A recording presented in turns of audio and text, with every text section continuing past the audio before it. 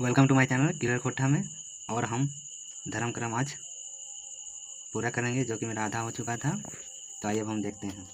अग्नु अग्नु फिर बोलता है कि हमार दशा तो देखबे करा, यानी मीटिंग में बोलता है तोहिने कोनो उपाय कर दे और आप ही लोग कुछ उपाय कर दीजिए।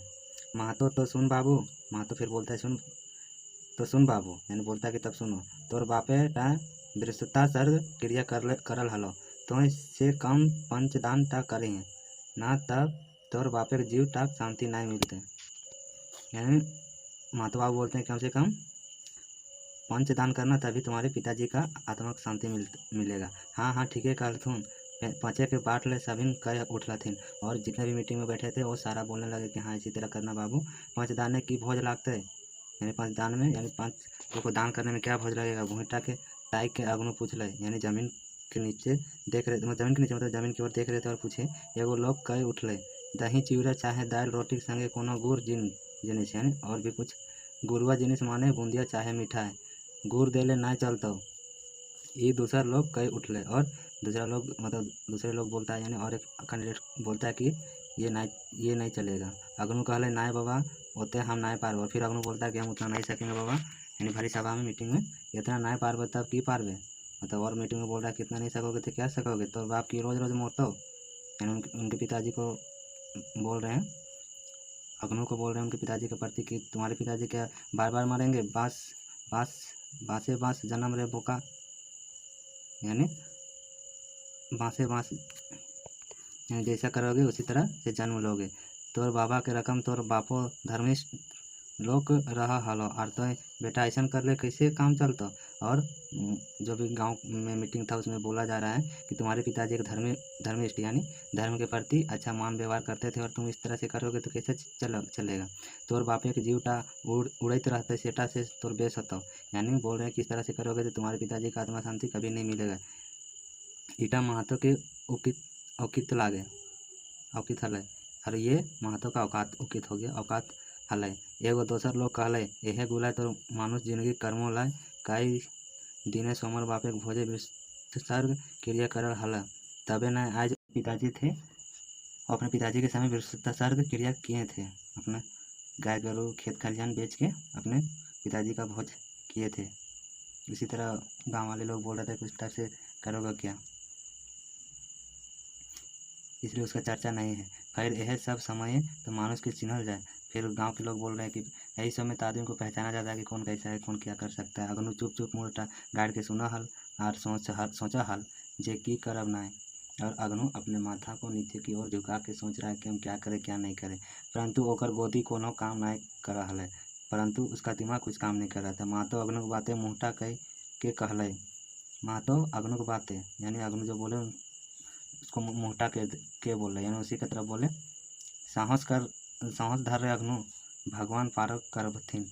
यानी महतो बोल रहे हैं कि साहस कर रहे अग्नु भगवान पार करब थी, यानी टेंशन नहीं लो। महतो संगे आरो एक दो लोग हाँ से हाँ मिलवल थे और महतो के पीछे और भी थे, वो लोग भी बोलने लगे कि हाँ तुम टेंशन नहीं लो, सब भगवान देखेगा। जे कौनटा अटकल है खाली मनटा छोट नहीं करे के चाहिए, और जो भी तुम्हारे मन में अटका है वो बोलो, कुछ भी रहना नहीं चाहिए। अग्नु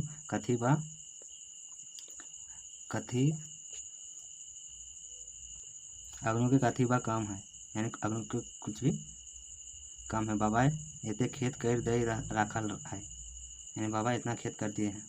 ये बात गुला सुनल बादे हमें अग्नु के बाटे भाल लो तो देख लो जे अग्नु ले बाटे मुँहटा घुराए के धोती के खुटाए आँख धार टा पोछा है, यानी हम अग्नु के साइड हुए तो वो अपना मुंह घुरा के और धोती से अपने आंसू को पोछता है। ओकर ई दशा देखकर हमर नाय रहल गेल और हम अगुआ के कहलिए एकरा एते बोड़ बोझ कहे जबरदस्ती लाई देहक जेटा ई पारत न ईटा अन्याय लागे। और महतो बोल रहे हैं महतो जी कि जो नहीं सकेगा अग्नु उसको इतना बड़ा काम क्यों दे रहे हैं, क्यों ज़बरदस्ती करने बोल रहे हैं।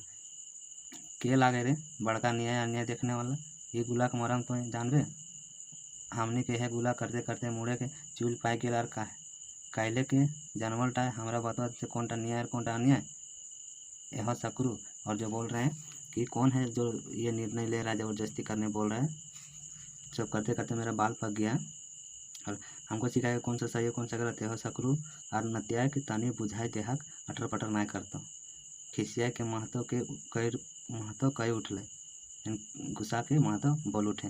हमका बाबा खूबे डांटे लागला।